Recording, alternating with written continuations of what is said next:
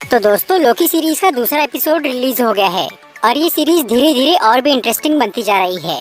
जहां अब तक एक ही लोकी ने इतना हंगामा खड़ा किया था, वहीं अब दो दो लोकी हमारे सामने आ चुके हैं। तो सोचिए यहाँ क्या क्या हो सकता है। आज मैं लोकी सीरीज का सेकंड एपिसोड शॉर्ट में एक्सप्लेन करूंगा। तो बिना किसी देरी के TVA के एजेंट मोबियस ने 2012 वाले लोकी से हेल्प मांगी थी एक दूसरे लोकी को पकड़ने के लिए, जिसके लिए लोकी मान जाता है और वो TVA ज्वाइन करके वहाँ ट्रेनिंग करना शुरू करता है। बदले में वो चाहता था कि काम पूरा हो जाने के बाद उसे दूसरों की तरह डिलीट न किया जाए और उसे टाइम कीपर से मिलने दिया जाए। उधर वो दूसरा लोकी बार बार समय के साथ छेड़छाड़ कर रहा था और जब TVA के एजेंट्स उसे पकड़ने जा रहे थे तो वो उन्हें मार के उनकी टाइमलाइन रीसेट करने वाली मशीन चुरा रहा था। इस बार तो उसने एक TVA एजेंट को भी किडनैप कर लिया। इसीलिए इस मामले की जांच करने के लिए एजेंट मोबियस अपने वाले लोकी को लेकर उस जगह पर जाता है। वहाँ पर लोकी मोबियस को ये बोलता है कि ये मैटर बहुत सीरियस है, इसीलिए उन्हें तुरंत टाइम कीपर से मिलना जरूरी है। ये बात सुन के मोबियस समझ जाता है कि लोकी उन्हें बेवकूफ बना रहा है और वो टाइम कीपर्स तक पहुँच के पूरे TVA पर कब्जा करना चाहता है। इसीलिए वो लोकी को लेकर वापस लौट जाते हैं। इस घटना की वजह से सब लोगों का लोकी पर से भरोसा उड़ जाता है, लेकिन मोबियस को उससे अब भी उम्मीद थी। इसीलिए वो TVA की जज से एक और मौका मांगता है और वो लोकी को ये बोलता है कि अब अगर उसने कोई चालाकी की तो वो उसे डिलीट कर देगा। इसीलिए अब लोकी सच में सीरियस होकर काम करना शुरू करता है। वो ये पता लगाना चाह रहा था कि वो दूसरा लोकी कहाँ छुप के बैठा है। उसे ढूंढने के लिए वो पास्ट और फ्यूचर के कुछ इवेंट्स की थोड़ी रिसर्च करता है, जिससे उसे 2017 के रैग्नारॉक यानी एसगार्ड के अंत के बारे में पता चलता है। उससे लोकी के दिमाग में एक आइडिया आता है कि जिस जगह पर कोई डिजास्टर यानी बड़ी तबाही आने वाली है, वहाँ पर अगर कोई टाइम ट्रेवल करके जाता है और वहाँ वो कुछ भी करता है तो उससे अल्टरनेट टाइमलाइन नहीं बन सकती। इस थ्योरी को टेस्ट करने के लिए लोकी मोबियस के साथ अतीत की एक ऐसी जगह पर जाता है जहाँ पर एक ज्वालामुखी फटने वाला था। लोकी वहाँ पर कुछ उल्टी सीधी हरकतें करता है, लेकिन फिर भी उससे सेक्रेट टाइमलाइन में कोई बदलाव नहीं आता, जिससे उन्हें यकीन हो जाता है कि वो दूसरा लोकी हमेशा किसी ऐसी जगह पर छुपता है जहाँ कोई तबाही होने वाली है।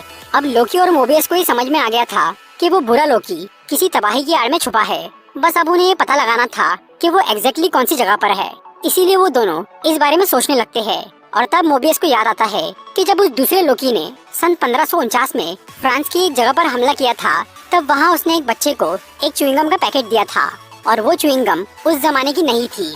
इसीलिए वो पैकेट एक ऐसा क्लू था जिससे उस लोकी को ढूंढा जा सकता था।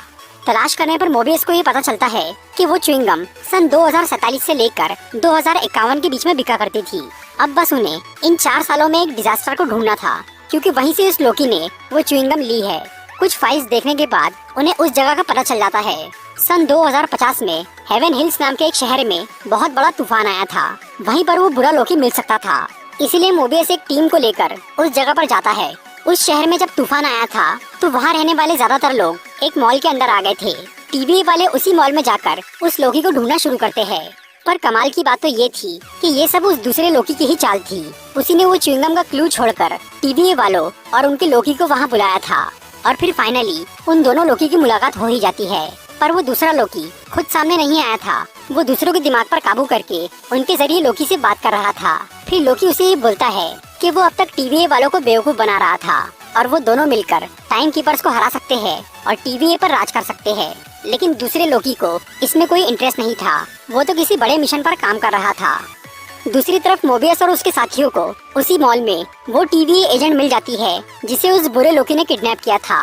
वो मोबियस को बताती है कि उस लोकी ने उसके दिमाग में घुसकर टाइम कीपर्स की लोकेशन पता लगा ली है और अब वो कुछ बुरा करने वाला है। उधर वो दूसरा लोकी अपने असली रूप में सामने आ ही जाता है। वो एक फीमेल लोकी थी, यानी लेडी लोकी, किसी दूसरे यूनिवर्स की। उसका प्लान था सीक्रेट टाइमलाइन की धज्जियां उड़ाना।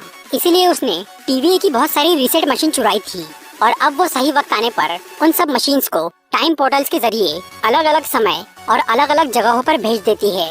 और उसने उन मशीन्स को एक्टिवेट करके भेजा था ताकि वो जैसे ही किसी भी जगह पर पहुंचे तो वहाँ समय का बहाव बिगड़ जाए। उसने एक साथ इतनी सारी मशीन्स को इतनी सारी जगह पर भेजा था कि अब TVA वालों का उन्हें रोक पाना बहुत मुश्किल था। सीक्रेट टाइमलाइन में बहुत सारी ब्रांचेस बन गई थी और अगर वो ब्रांचेस रेड लाइन को क्रॉस करती है तो उससे TVA बर्बाद हो जाएगा और फिर से मल्टीवर्स की लड़ाई शुरू हो जाएगी। अपना काम पूरा करने के बाद लेडी लोकी एक पोर्टल ओपन करती है और वो वहाँ से निकल जाती है। पर उसने वो पोर्टल बंद नहीं किया था। वो चाह रही थी कि मेल लोकी भी उसके पीछे आए और कुछ सोचने के बाद लोकी उसमें चला जाता है। उसके जाने के बाद वो पोर्टल बंद हो जाता है। ये देखकर मोबियस को लगता है कि लोकी ने उन्हें धोखा दिया तो इस पूरे एपिसोड से हमें ये समझ में आया कि लेडी लोकी सिर्फ टीवीए वालों की ही दुश्मन है। शायद वो ये नहीं चाहती कि टाइम कीपर्स किसी का भविष्य तय करे, और उसे मेल लोकी से कोई प्रॉब्लम नहीं है, बल्कि उसे उससे कुछ काम है, इसीलिए उसने उसे अपने पीछे आने दिया। पर अभी हम ये नहीं जानते कि मेल लोकी के इरादे क्या है। वो टीवीए को धोखा देगा या लेडी लोकी को? इन सब सवालों के जवाब हमें अगले एपिसोड में मिलेंगे। तो दोस्तों, ये थी लोकी के सेकंड एपिसोड की एक्सप्लेनेशन वीडियो। अगर आपको ये वीडियो अच्छी लगी